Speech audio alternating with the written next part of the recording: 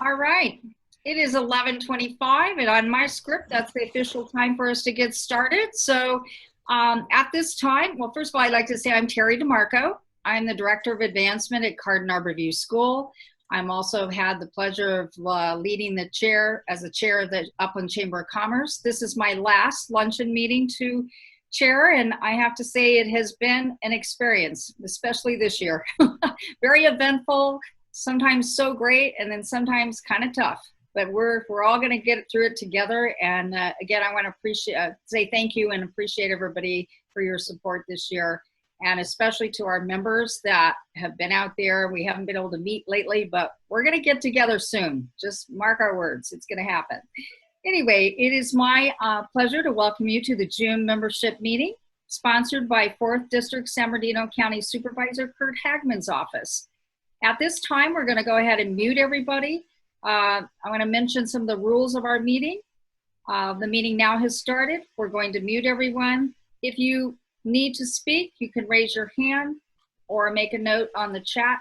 So, okay.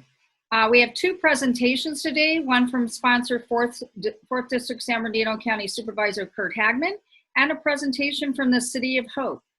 At the end of the presentations, we have the three, we will be doing our self-introductions at the end of the meeting, and we'll try to be completed by 1 o'clock, just so everybody knows kind of what the time is. If you need to leave the meeting, just darken your screen and we'll come on back when you need to. Okay.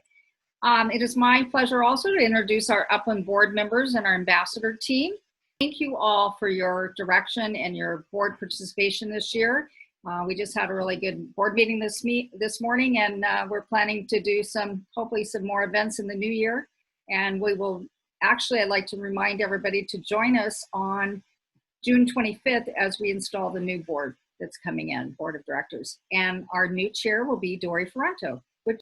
All right, I'd also like to introduce our dignitaries who are attending the meeting today. We have Mayor Debbie Stone. Hi, everyone. Thank you for being here with us. We have Michael Miller, he's the representative, San Bernardino County Supervisor 4th District Curt Hagman's office. Hi, everyone. And just so everyone knows, the supervisor will be on in just a little bit as well. Okay, great. And of course, Supervisor Curt Hagman will be here shortly. All right, well, welcome all of you. And again, thank you for your continued support for the Chamber and all of our membership. All right, moving right along, I'd like to introduce our Chairman Circle members. And I want to thank you again for your continued support for this year and for the new year going forward. We have Casa Colina Hospital and Centers for Healthcare, Holiday Rock, Vertec Waste Industries, Doubletree by Hilton Claremont, Assistance Insurance Agency, Inland Productivity Solutions, LKQ Automotive, Moga Law Firm, Ontario International Airport, Care for Women's Medical Group, La Villa Bella at San Antonio, the Wright Family Trust, Chino Commercial Bank, Cornerstone Commercial and Personal Insurance Services, Langwasser and Associates, Langwasser and Company, I'm sorry, Cutting Edge Builders, Family Foot Center, Podiatry Center, Upland Autocraft, Bridge Development Partners, Cardin Arborview School, Upland Collision Craft, Sinorama Ontario, Right at Home In-Home Care, Homebridge Financial Services, Banner Bank, Kessler Allaire Insurance, American Financial Network, Main Street Garage, The Image Emporium, Hopper's Office Furniture, Southern California Edison, Inland Valley Recovery Services, Veer Weight Loss and Laser Aesthetics, Red Hill Plaza, and the Los Angeles Fairplex. Thank you all for your support. We look forward to working with you all next year. I have to say our list of Chamber Chairman Circle members has grown this year, and I want to thank Dory Ferranto and her team for helping out and getting this really going this year. And we appreciate, again, all your support, all your sponsorships for all the events we have been able to have. And we look forward to working with all of you and growing your businesses in the future. Thank you. Okay, next up we have Peggy Robertson. Is she here from Holiday Rock? I'm here. All right, Peggy's going to talk to us a little bit about the legislative assembly bills and how the Upland Chamber wrote letters on these particular bills. So take it away, Peggy. All right, good to see all you guys. Yes, so we are part of the Inland Empire Chamber Alliance. So it's all the chambers throughout the Inland Empire, and we meet a couple times a month, and we go through a list of bills that are going through the legislative. They're assembly bills and AB bills and SB bills, and most of them right now have to deal with COVID because of all that going on. There are 5, each legislator is allowed 5 bills. So we all got together and voted on, last time we had 7 of them. I'm just gonna do a quick run through of them. We supported AB 2421, which is a land use permitting wireless communications bill. The other 6 we opposed. We have AB 1107, and it's for additional unemployment benefits. AB 3216 we opposed, which was an employee leave authorization. AB 2501 is for a COVID-19 home over tenant and consumer relief. AB 3056 is for warehouse distributions, and AB 2712 is for a CA Universal Basic Income Package. And last, there's AB 196 for workers' compensation, COVID-19 essential occupations and industries. So we write letters that go to the legislator, and just letting them know our opinion. So how we voted on that. And I believe we're going to go through some more bills starting next week. And we talked about this in our government affairs meeting that we have once a month on Thursday that you're more than welcome to join. But if you have any issues or bills that you're concerned with for yourself or for your business, you can reach out to me, Dory, or Terry Galdo, and we can go ahead and take that to the Alliance and get that on the agenda, so we can all it's a way to get your voice heard and get out there and get what you need heard for you. So that is my update on that. And if you have any questions about those bills that we wrote anything on, I know Terry has a big summary of information on them that we can get you. So that's it. Thank you very much. Awesome. Thank you, Peggy. Is there any questions or comments on any of the bills or anything that Peggy can answer today for you? Okay.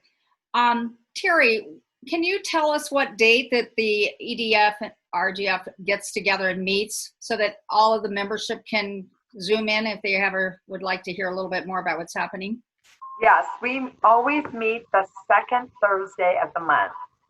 And right now, because of us doing it on Zoom, we're meeting at 8 o'clock in the morning. When we had our regular day-to-day life, we were meeting at 7:30 a.m. It made it a little bit harder, but now you can meet right from your home, right into our chamber EDF GRF meetings, 8 o'clock, the second Thursday of every month. We do go dark in the month of December, but that's the only month we're dark.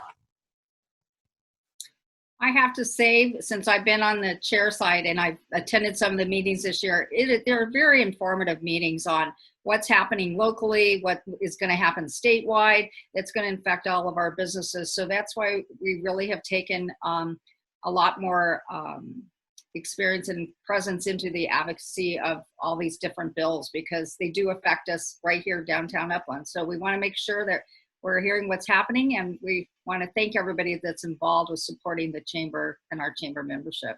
Thank you. First of all, I want to thank our luncheon sponsor, 4th District San Bernardino County Supervisor Curt Hagman, for being here today. I'm going to read you a little bit about Curt Hagman, his background. Curt Hagman, he is our chairman and board of supervisors for our 4th district here in the San Bernardino County. Curt Hagman was elected to serve San Bernardino County's 4th district in November of 2014 and was named chairman of the board of supervisors in January 2019. The 4th district includes the cities of Chino Hills, Montclair, Ontario, and the southern portion of Upland. Supervisor Hagman has extensive resume of public service prior to his election to the San Bernardino County Board of Supervisors, including serving in Chino Hills as Parks and Recreation Commissioner, member of City Council, mayor, and 6 years in the California legislature. Supervisor Hagman earned a Bachelor of Arts degree in psychology at UCLA. His children are continuing the Bruin tradition. Jonathan, his son, is currently attending a public policy master's program at UCLA and is a second lieutenant in the Army National Guard. Elizabeth, his daughter, is a freshman at UCLA and is in the Army ROTC. And with that, it is my pleasure to introduce Curt Hagman. Thank you for being here, and thank you for being our sponsor today. Thank you for having me on. I really appreciate the opportunity to join, and thank you for all the good work that you guys continue to do in the chamber. Quick updates, you know that we're basically opening up pretty much everything now, so which is good to get us back to work and get us back to some of the services. As of tomorrow, I guess the next series of things are the physical touch type things, tattoo parlors, massage parlors. Finally, we go back and get our manicure and pedicure starting tomorrow. And those type of services will be open. Everything has certain criteria. We also have youth sports are finally able to start practicing. So that is good. And we released a series of other ones last Friday. So pretty much everything should be open except for large group events. We're still not going to have concerts anytime soon. And the good news is we're opening up. The bad news is we're starting to spike quite a bit. Not as bad as other counties, but our numbers are going up in the counties. So please, everybody, wear these silly things. In fact, today or tomorrow, I think the governor is going to make it statewide mandatory to when we go outdoors or if we go back into our office space that you wear if you're within 6 feet of somebody. So we want you to kind of have the ability to have these when you need them, but practical use of them. So we keep those numbers from spiking so much. It's really happening all over the country as well, different places in the world. So I think we'll hear some news from the governor pretty soon. But besides that, we're trying to get people back to work, trying to get the services back up, and trying to get people what the new normal is going to be until we come up with a solution for it. As we, I get a sense that some people have the impression that the crisis is kind of over because we're opening up a lot of different services. But the reality is it isn't over. It's still there to the same extent.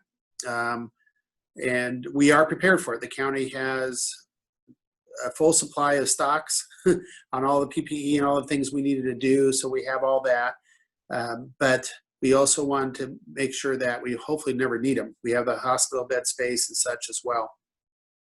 We are doing a program we started about a week ago that, especially for the business, you should know, if you need supplies for your business or for your customers and you don't know where to get them, you can call the county and we can help you either donate some to your business or allow you to purchase it at our cost. So we're buying things in bulk, such as hand sanitizers, obviously the mask and different face shields and those type of things. So our economic development department and our public health people, we have that. My personal feeling is if someone wants a mask, they don't have one, I'll give it to them because it's a lot cheaper for us to give the stuff away than it is to treat you in the hospital. So we have to give, masks, and if you have, needs for your group or for, like, we've been out to churches and senior centers and stuff, just contact our office here at the district office. We'll make sure we get some masks. But for the more things that might be harder to find, like the hand sanitizers, or if you have a thermometer that you want to check for those, if we have a fever coming in, some places are doing, we can help you get those either for free or no at our cost, which is pretty discounted at the purchases, just to try and make it easier. We started, I think it's all the days running together, I think it's been 4 weeks now that we started the business COVID compliant campaign, and I'm hoping that you all took advantage of that. If not, please go online to fill out the form. There's 2 different levels of it, at least there should be. If there's not, let me know. One is a very simple form to fill out that says your business is following the rules that we set for your industry, and we give you a little, if you remember what the restaurants get, the A, B, C rating type of little placard, these things have business COVID compliant.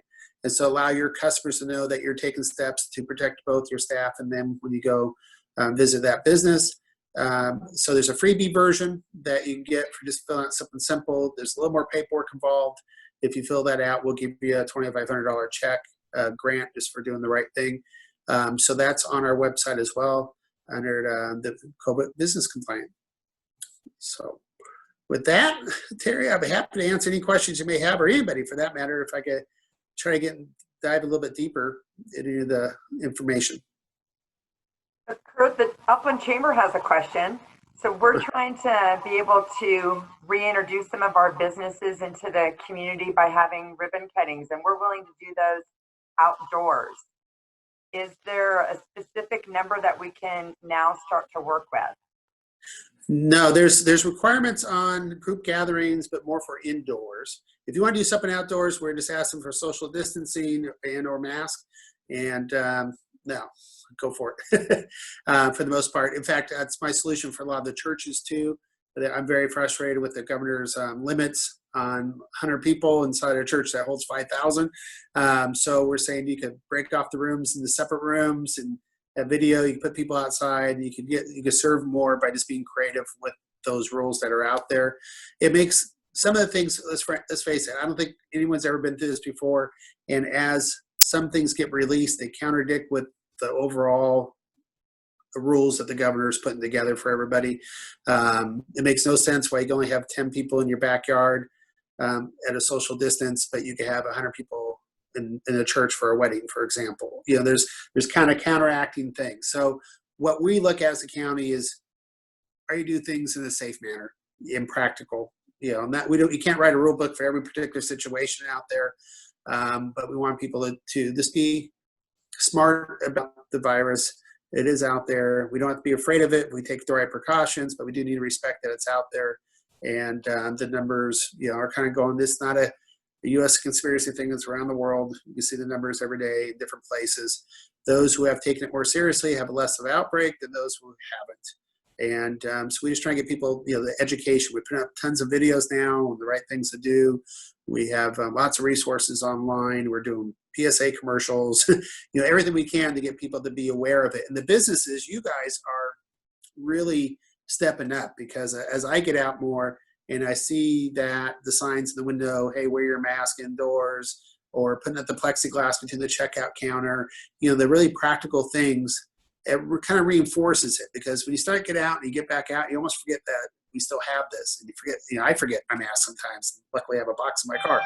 But I get so involved that not thinking about it anymore, that we need that reminder. So when we go see an institution that has that reminder, either physical things up and or signs, that really helps reinforce that it's okay to wear your mask. It's not a stigma thing, and that we need to be aware of it.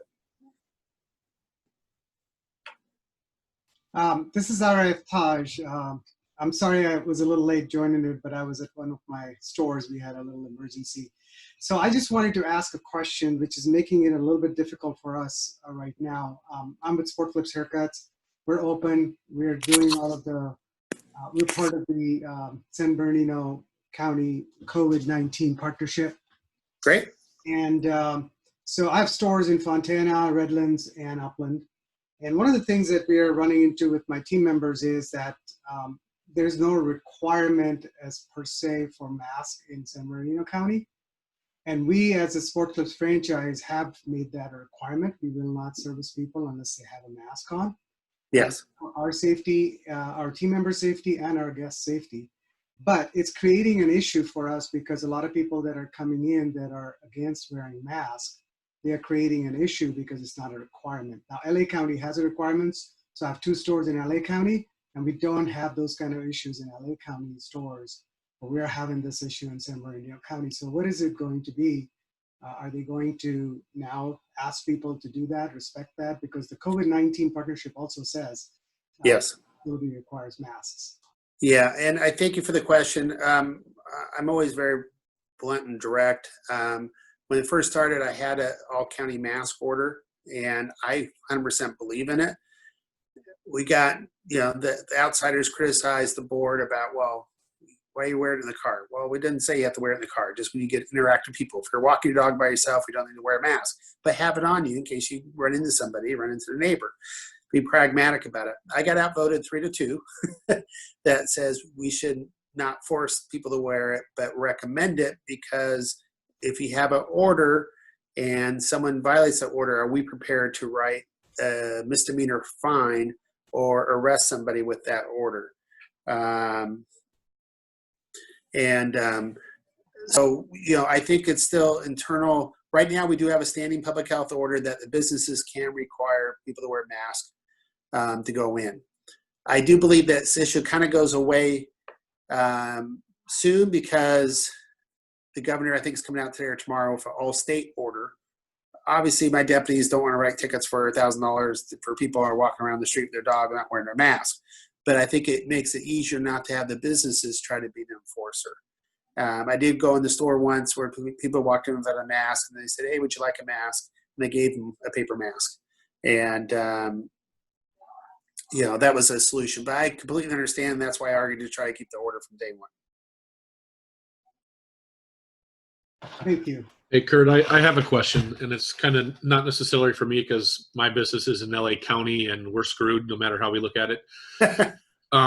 This is more for like La Villa Bella and things like that. So what you're saying is if they do things socially distanced, do it smartly, good sanitation, she can have a small wedding in her courtyard and a small reception inside if everyone's socially distanced and they take proper precautions.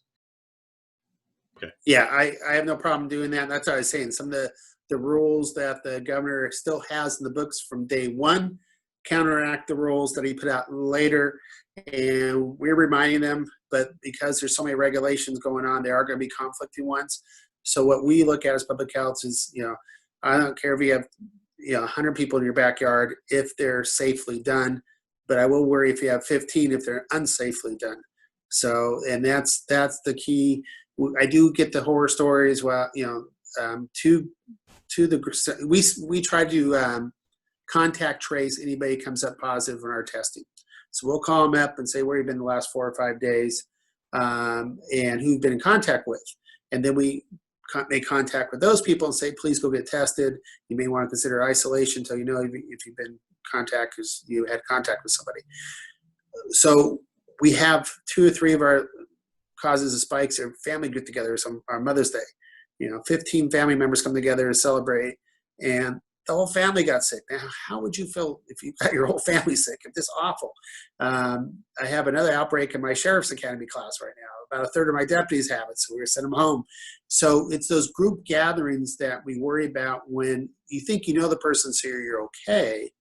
In reality, just because you're familiar with someone doesn't mean they don't have it. Those extra precautions we talk about, taking temperatures and other things, also kind of add a little bit to it. We have temperature testing in our county buildings right now. You walk in, you get zapped to make sure you don't have a fever, because that's, I guess, really more contagious.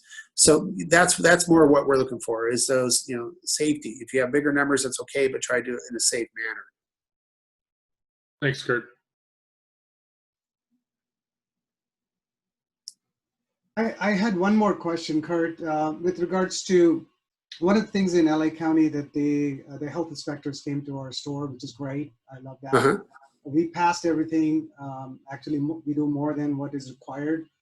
But one of the things that they did tell us to do, and I'm in the process of purchasing it, is the sneeze guards or the counter shields, the plexiglass thing. Yeah.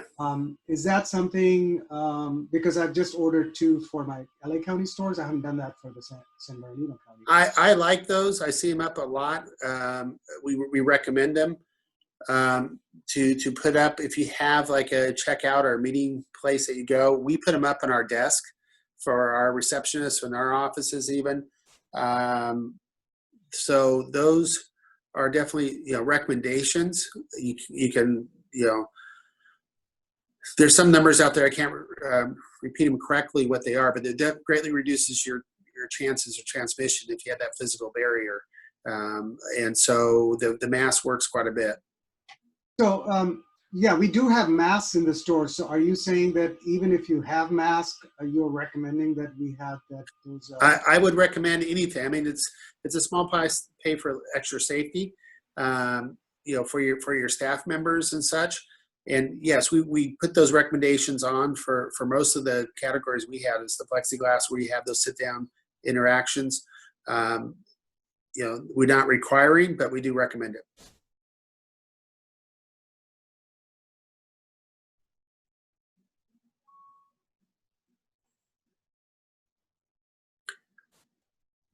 So where's the lunch?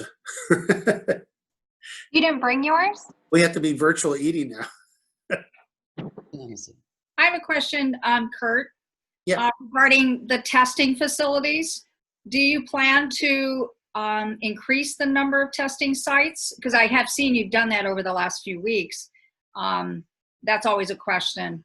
Yeah, no, thank you for the question. I probably should have had better notes to get on. We have been. Okay, so it's not straightforward. We don't control every test in the county.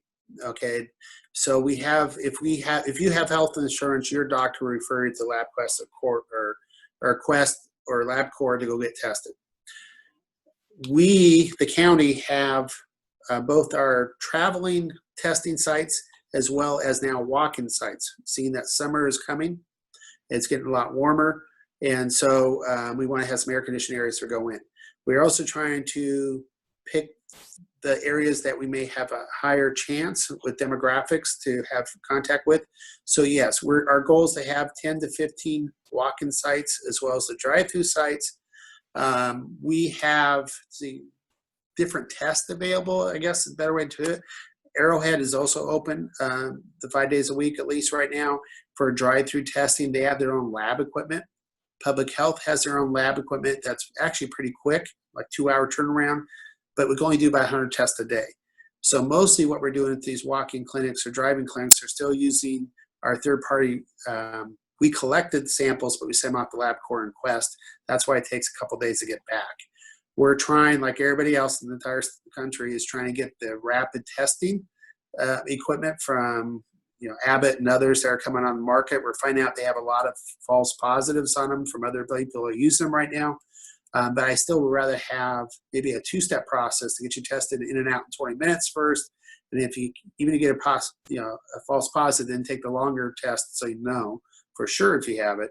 But it's hard to get a hold of equipment or the testing stuff. So it's about supply and demand right now. Demand's very high for that equipment. So we probably, and there's nonprofits doing it. I know IEHPs has their own testing sites. There's multiple entities that are doing tests throughout the county. We list ours on our website, and we're doing them daily in multiple. I think we're up to 7 locations each day right now in the county, but we plan to expand it even more. Awesome. Any other questions for Curt? I have a question, Curt. Good afternoon. Yeah. How are the hospitals doing? Well, are they supplied well? Can you give us an update on the hospitals? Because that's going to determine, if this spike goes up, how are the hospitals going to handle it? Yeah, and it's sad for the hospitals too. So we're graded by the state of how many hospital beds we have open. So at the very beginning of this crisis, we told both the public and private hospitals, make room for COVID. Well, they're like almost any other business. Their empty beds aren't making them money. So a lot of the stuff that weren't important was put off as far as medical treatments and elective surgeries and those type of things. So the hospitals got really hammered economically because they weren't doing their same volume of business. So I'm giving you a longer about answer. I'm sorry. So some of the private hospitals actually took patients from Imperial County in so they could fill up their beds. And I know Arrowhead took one themselves to try to help with the overflow because they were in overflow status in that county where they don't have as many resources. So the more beds we fill up, the worse grade the county gets because our beds are full, even though they're not even our residents that came out and filled up the beds. But if we keep them empty, then the hospitals lose money every day. So it's a fine line that we're trying to walk with that. But currently we're using about 20% of our bed capacity. And so we're really good on the hospital beds. We have plenty of ventilators. We get a day-to-day. That's what I was going to ask, ventilators. Yeah, so you guys are okay on supplies with ventilators because the ventilators are the big thing if it happens. Yeah, so we got ventilators, we got beds, and we got a ton of PPE stocked up now. In fact, like I said at the beginning, we have that in order to give out to even private businesses and groups and stuff who need that. Not that I want to fill up our hospital beds. I'd rather them get filled up by other reasons and for things people want to do, not because of COVID.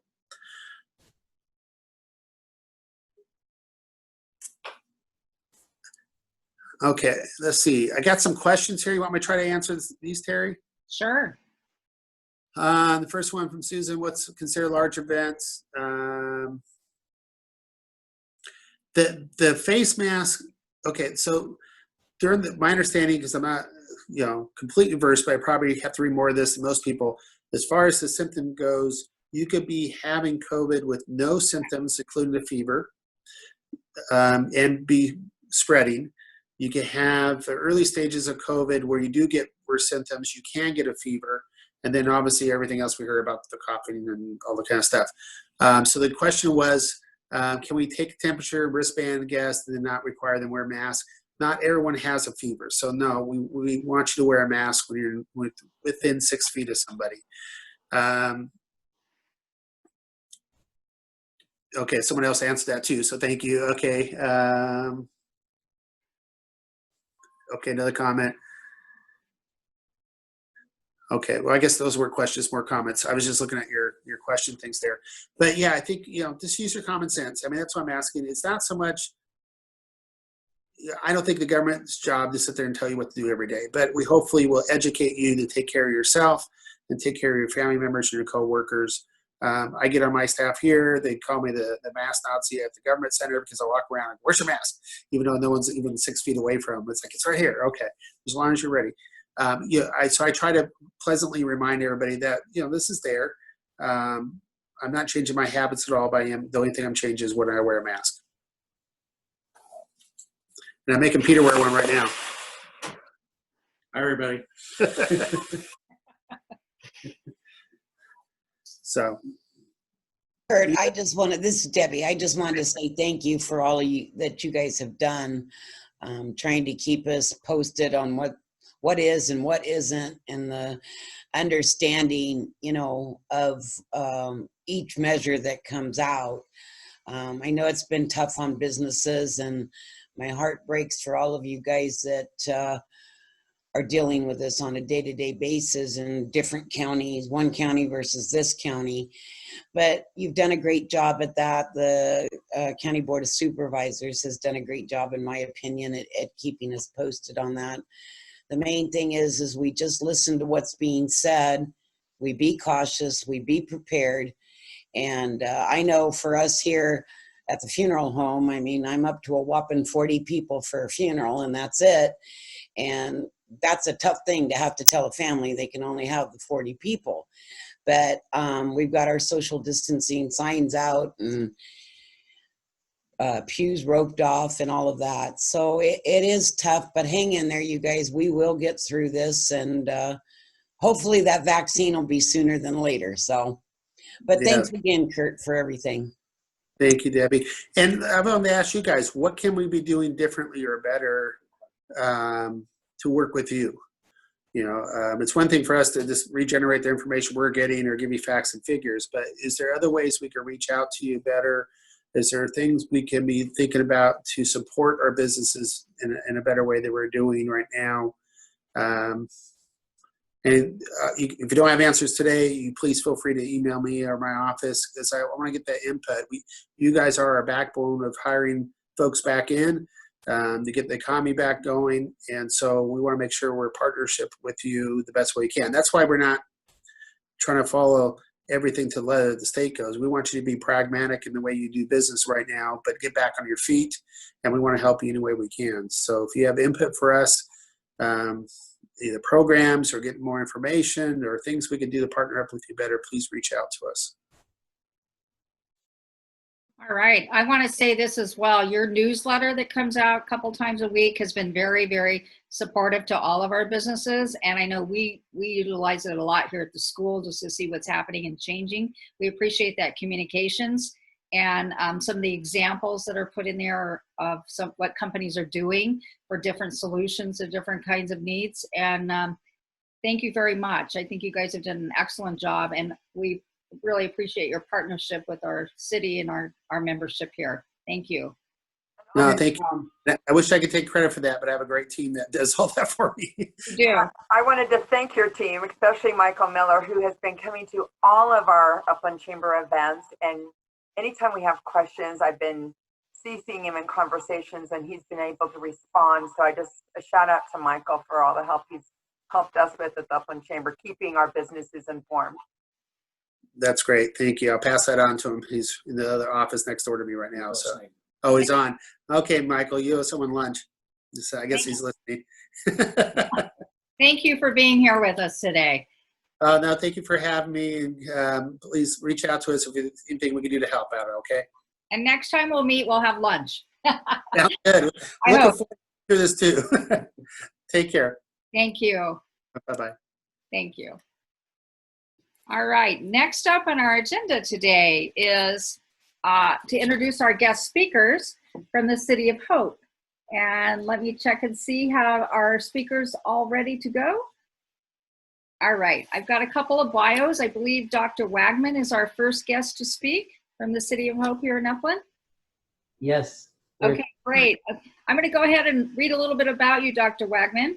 Okay. It is my pleasure, first of all, to have you here with us today with our membership.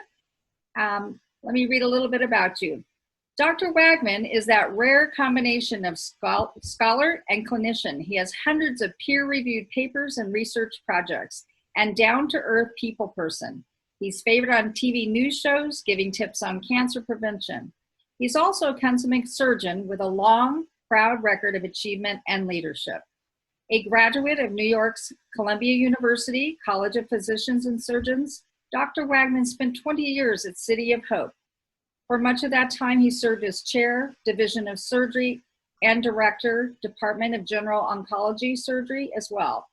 Dr. Hagman then joined St. Joseph Hospital in Orange, California, to run the new Center for Cancer Prevention and Treatment. Dr. Hagman now returns to the City of Hope following a decade at St. Joseph to serve as surgical oncologist for our City of Hope here in Upland and our regional medical director for the Inland Empire. Consistently rated as one of the America's top doctors, Dr. Hagman specializes in the treatment of stomach, liver, bile duct, pancreatic cancers, as well as breast cancer, sarcoma, and melanoma. It is my pleasure. Thank you for joining us. All right. Thank you very much. So we have a slide set that we put together, and hopefully we'll be able to show the most recent one. Marcel Mongari helped me get this done, and we made a few changes to get the best this morning. So thanks. It's great to be back up in the Inland Empire. Living in Claremont from when we first came out here from Richmond, Virginia, which was our immediate home before traveling out. It was a great place to live, and I'm so glad to be back up in the neighborhood again. And the opportunity with City of Hope was just phenomenal to come back to. And it really, it answered one of the things I always had as one of my goals long term, and that was to be an important member of my own community in bringing care and raising expectations and raising what was available. So you see that pretty picture of the new building up there now. Is that right? Do you see it on the screen share? Oh, okay, great. Okay, here's our second slide. I think I have to take some of that away. Anyway, here's what we put together, at least to start things off. So the idea was to generate this unparalleled cancer care within our community. It says your community, but it's really our community. Many of us here who are working here live here closely also. And I would say that it's always one of the attractions when you know a high quality enterprise puts a place to work in the community to come back home. And that's been also very nice in a large selection of potential employees and in recruitment. And that goes at every level. This is the first comprehensive cancer center in the Inland Empire that's not associated with an academic facility. So the only other one was Loma Linda. It was a long way out. It had its own approaches to things, different focuses. And what is often common in these multi-specialty areas is they're not a boutique care delivery, right? They're not just selling, I'm looking at Sonia Coffee. They're not just selling coffee. They're selling coffee. They're more like a Target than they are like a specialty boutique. So What you have here now planted is a boutique delivery, and that's just delivering to cancer, which makes every day when you get up in the morning, the questions for the people, what are we going to do for cancer? Another important thing is it's bringing research that we would normally likely only be able to carry out in a big, large academic center right in here to the community. Anything we can't do here, though, we have a nice, almost bump-free step into our main center. The official address now is 1100 San Bernardino Road, and we're the first floor of the two-story building that's owned by San Antonio Regional Hospital. And that affiliation started years ago. I first found out about it because my wife and I were sitting at the kitchen table on a Sunday, and she pulled out this section that was about the Inland Empire, and she said, hey, look, the two individuals who were shaking hands, I knew both of them from previous experience at City of Hope and locally. And she said, you ought to call them up and tell them if they need any advice, you'd be happy to help, which I did. And they said, when can you start? So for me, it was another enormous opportunity to come back to the neighborhood. There's 61 employees here, so it's a fairly large, small facility, seeing about 250 patients per day. And the patients who come through the facility are coming here to either see one of our specialists or to get, and I'll go through some of the things that we're doing right here now, bringing it home. There are 10 to 16 inpatients across the street at San Antonio Regional Hospital. If there's ever a question, we can get up out of our desks and run across, or by creating such a close relationship, it really makes it very easy for us to deal with things in a facile way, but also a way that meets everybody's needs. The person who called, the person who needs the care, getting things going step by step. And we're doing about 10 to 15 surgeries across the street here at San Antonio Regional Hospital. And I would say for the specialists that we have here, at least two of them, myself and the gynecologic oncologist for surgery, these are new things that weren't widely available before City of Hope and San Antonio made their affiliation. Right here in the building, so the things that we do close by, chemotherapy and infusions. There are 23 chairs, and that was all designed with patient input, City of Hope input, and to get the feel of how to do that best. I walk through there at least once a day, and the observations I'm making are the observations of a consumer, not a care deliverer. So I'm looking to see, do people look comfortable? Do they seem like they feel they're sitting in a place that they can get a therapy? Are people coming up and keeping them attended to? Those kind of really key features, which has always been a focus of City of Hope, and now is right here in the community. We're doing some minor surgical procedures that used to get sent out, so we can facilitate that and get it done in a much more quick fashion. And things like cancer of the gynecologic organs, so women's cancers and colorectal exams, which also would not be all collected and done in one place, we can provide here.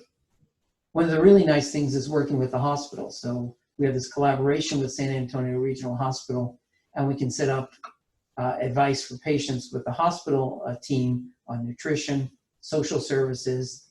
And one thing which I think goes underappreciated by a patient, but is mega appreciated by a care provider, is being connected with radiology. So having the breast radiology be upstairs from us really makes it so much better for our patients getting very personalized and precision medicine.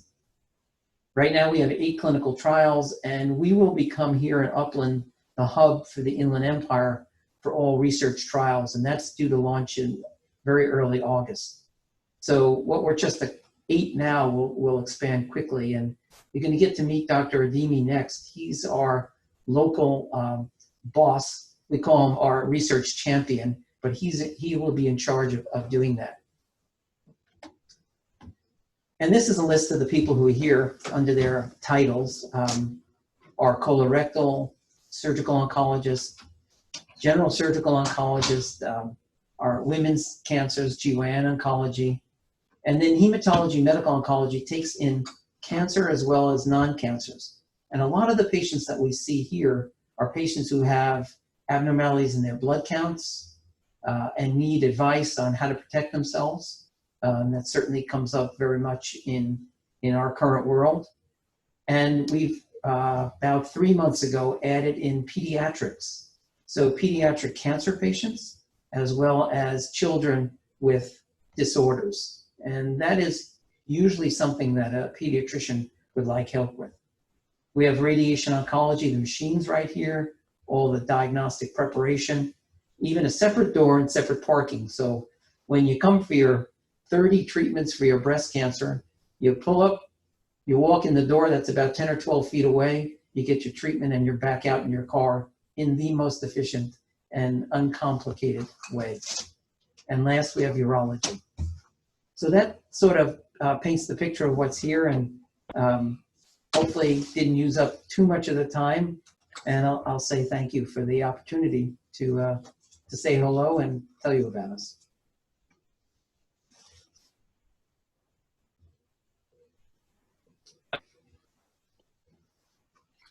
Thank you, Dr. Hagman. Is there any questions for Dr. Hagman on this portion of the presentation? Okay, we will move along to introducing our next guest speaker, Dr. Kamil Ademi. He is going to be that research person, the new coach over there at the City of Hope. Just let me read you a little bit about his background. He enjoys connecting with his patients, treating them with compassion and dedication, and serving as the bridge between cutting-edge science and the day-to-day patient care. Well-versed in all blood cancers and solid tumors, Dr. Ademi treats patients at our Upland facility at City of Hope. Educated in Lebanon, Dr. Ademi received his medical degree from American University of Beirut. He continued his training in the U.S. at St. Louis University School of Medicine and Loyola University School of Medicine in Maywood, Illinois. He also earned a master's degree in medical management at the University of Southern California. Dr. Ademi has led numerous clinical trials aimed at finding better treatments for leukemia, multiple myeloma, and Hodgkin's lymphoma. He looks forward to contributing to the exceptional cancer research that takes place at the City of Hope. In addition, he has taken care of other malignancies such as prostate, breast, and lung cancers. Welcome, Dr. Ademi, to our meeting today. Thank you. Thank you very much for having me. Okay, well, thank you very much for this opportunity. I should add that I'm also a new member of the City of Hope family. I just moved from Kansas 7 months ago. So this is a very nice welcoming party to California for me. This is my quarantine hair. I'm usually look better than that. And so I'm glad to be able to be a member of the community now. And for the next few minutes, I will give you my spiel on skin cancer. It's the same spiel that I give my patients, and it's just an introduction to how we medical oncologists, the physicians who prescribe chemo, how we approach skin cancer. I've listened to Dr. Hagman's talk, and he gave a very nice, comprehensive review of the services that we offer here. So I will touch on that as well. So let's start with the basics. Next slide, please. So what we're going to talk about today are the different types of skin cancer, what symptoms we look for, what signs we look for, what are the known and unknown risk factors for the general public. Everybody hears about sun exposure and UV light, but there are more risk factors. And again, what the dermatologist tackles in their own clinic and what we do in our own services. So next slide, please. Next slide. So I'd like to lump all the non-melanoma cancers together in one big group because that is what the dermatologist usually handles. And so the skin, for all intents and purposes, is the largest organ in the body. We think of organs as the liver and spleen and lung and intestines, but the reality is that the skin is that largest organ. It covers the largest surface, it's the heaviest, and it protects us from the outside environment, but it also gets hit first.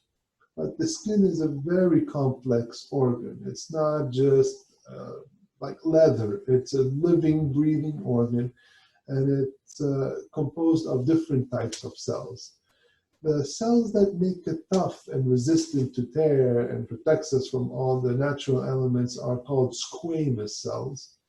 And they're surrounded by small pigmented cells that give us the skin color. Whether you're fair-skinned or dark-skinned, that's the pigment in the cells called melanocytes. That's the medical term for pigment. And so when you hear about melanoma, it's the cancer of the pigment cells. And when you hear about your squamous and your basal, that's the cancer of the regular skin cells, the majority of the abundance of those that protect us from the natural elements. So next slide, please. It's the dermatologist who will get to see this picture first. This is called the basal cell carcinoma. This is the most common form of cancer in the United States. So it's more common than lung, breast, and colon combined. Why? Because, you know, we live in the sun and we get exposed to the sun. And so that's the most common one. It's usually a cancer of older people. It's not a cancer of the young. And it has a typical characteristic to it is that it's very vascular. It has a lot of heavy blood supply. And that's why it looks red. That's why it bleeds easily. But it's also very recognizable. Patients immediately see that on the sun-exposed areas, which are the face and the arms, not so much in the legs, but really the face and the hands. It's easily recognizable, and this falls under the realm of expertise of the dermatologist. The dermatologist will see it, and the dermatologist will shave it. These cancers very rarely metastasize. I've seen maybe one or two in my career. So it's usually easy to treat, easy to fix. And that's the most common type of skin cancer. Next slide, please. This is the second most common type of skin cancer, and that's the squamous cell. Those are the tough cells that keep our skin thick. So those are a little bit different than the basals. They're a little bit more flat. They're less erythematous. They're less red. It's a thicker skin. There's growth around it. And this one is more common in fair-skinned people. And UV light is the main risk factor. It can spread. So when we see the squamous, we worry just a little bit more. So even when I'm seeing some patients for something completely different and I see a skin lesion like that, I tend to call the dermatologist because we want those skin lesions to be removed sooner than later. They tend to be just a little bit more aggressive than the basals, but they still fall under the expertise of the dermatologist. As a medical oncologist, there's not much I can do for those. They just shave them or resect them. So there are other types of skin cancers that are superficial and they're less common. If you ask a dermatologist, that's their bread and butter, that's what they see all day, but I'm not going to spend too much time on those again because it falls under the expertise of the dermatologist. But what I do want to talk about a little bit more are those melanomas, cancer of the pigment cells. So let's go to the next slide. So the common themes that we talked about are UV light, but I mentioned to you earlier that there are other risk factors that the general public is not aware of, and that's the immune system. The reason why, so what I tell patients is all of us in this room, virtually I guess, we all have cancer cells in our body.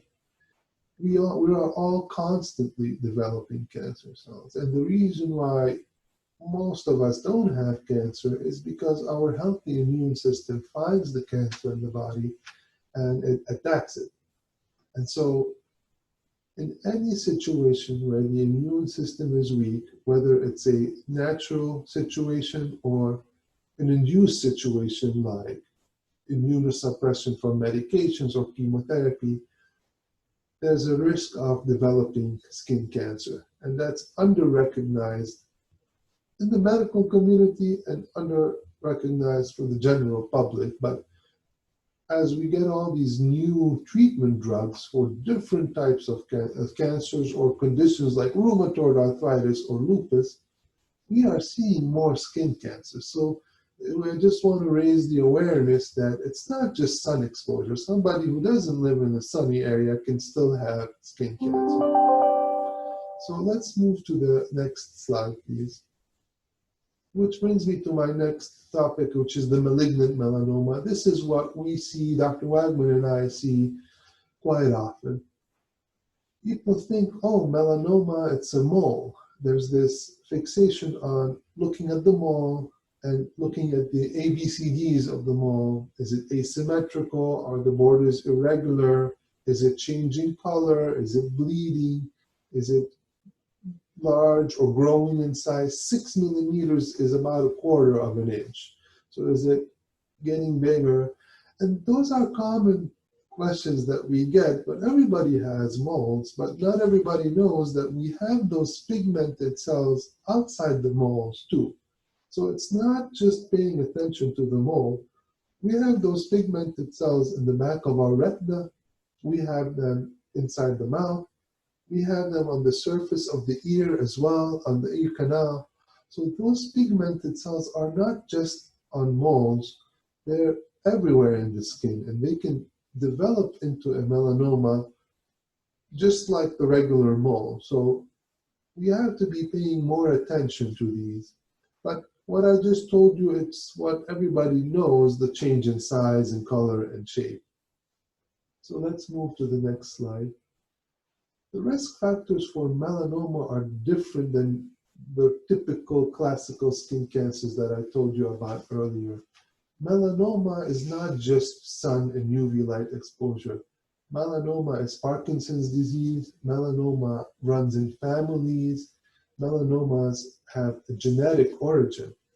So quite often when we see somebody with malignant melanoma, we always find some family member with a related cancer, breast, prostate, pancreatic. And that's because it's the same genes that drive those other cancers that can also drive the melanomas.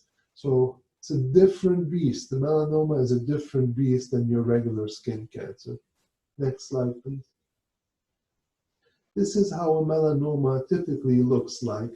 Whether there's a mole there or not, eventually when those pigmented cells grow and become tumors, they are usually big in size, 1/4 of an inch or even bigger.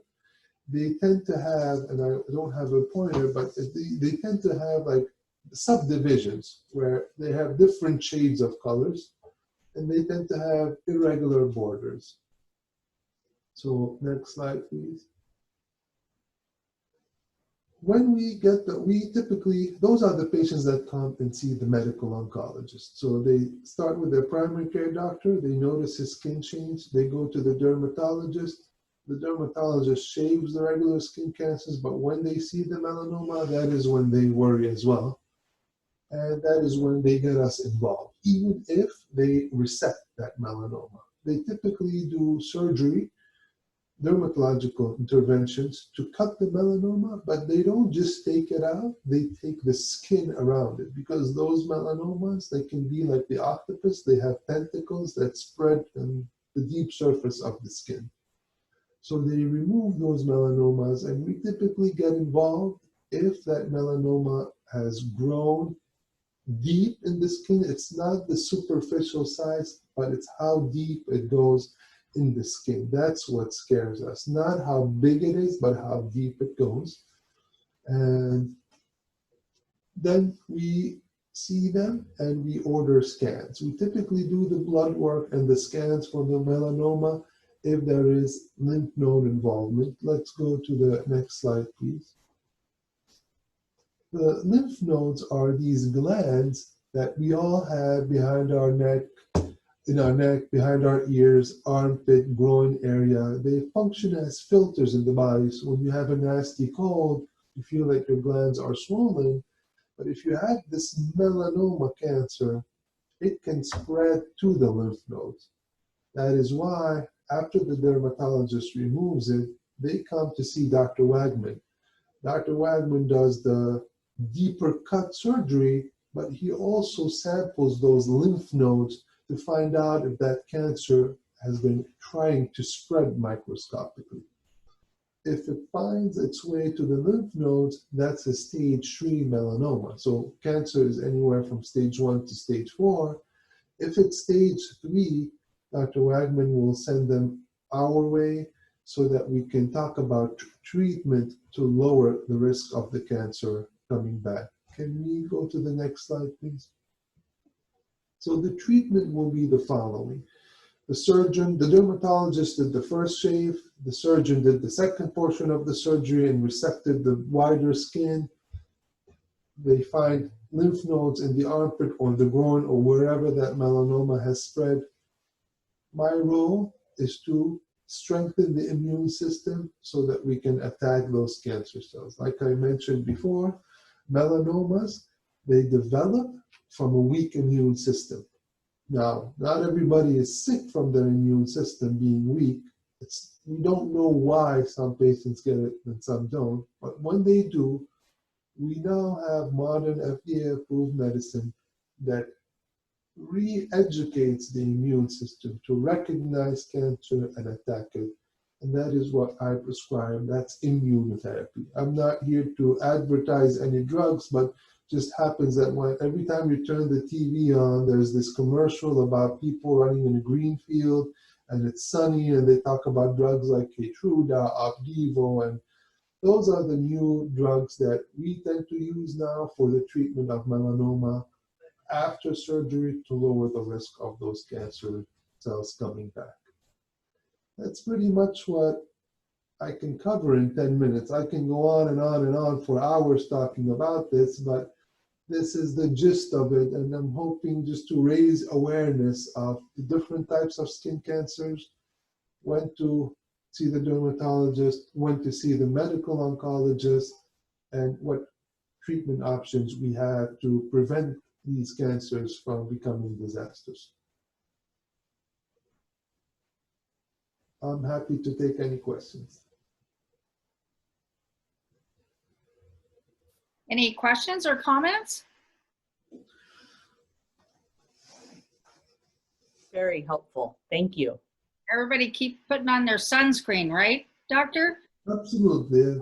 I don't know. Is it good for business? I don't know. I'm just kidding. Yes, everybody put sunscreen on. Yeah. Question. So the 50, 30, what do you suggest? Because I hear, anything over 50, if you get 70 block sunscreen, it doesn't matter. What is your recommendation?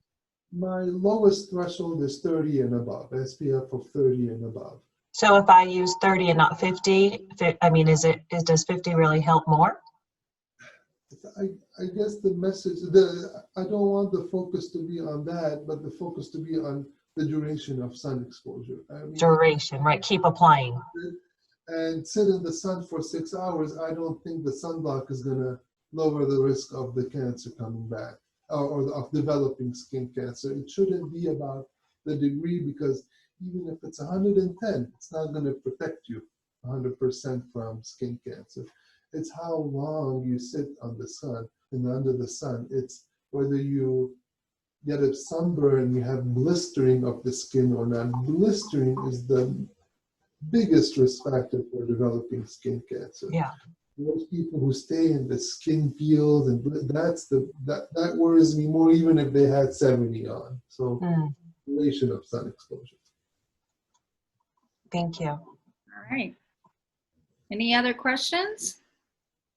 Well, thank you both, Dr. Hagman and Dr. Ademi, for attending here today and giving us some wonderful information. We're so glad you're part of our community, and we look forward to seeing you more often. And when we open back up, you're welcome to come back to any of our events. Hey, Terry, actually, real quick, Denise had a question. Oh, okay, Denise. So have you seen any any instances, or have you done any studies with the basal cell or the basal cell transferring and becoming another cancer later on in years? Transforming? No. Or just changing, reappearing in the body as a different cancer? I've seen it reappear. I've seen the basal, I've seen it reappear, but that's very rare. And to be honest with you, I've seen it reappear because of what I did.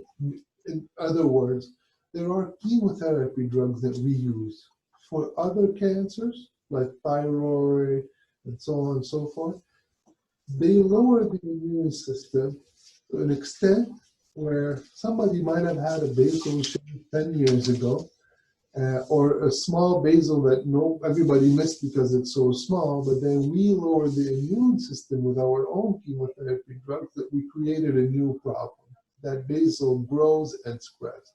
Those are the basals that I have seen.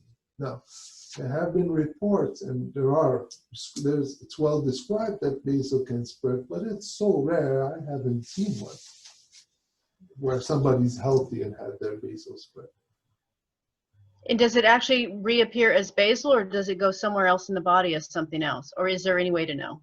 It reappears as basal. So, I mean, the best way to think of it is, it might go to the liver or the lung, but it's still called basal. So it's the best example I can give is, okay, you're an American, and if I take you and I put you in France, you don't become French. You're still an American in France. Same thing with the basal. Even if the basal goes to the lung, it doesn't become lung cancer. It's basal cancer that travel to the lung. So that's how it's diagnosed. That's how it's diagnosed. Okay, thank you. All basal, yeah.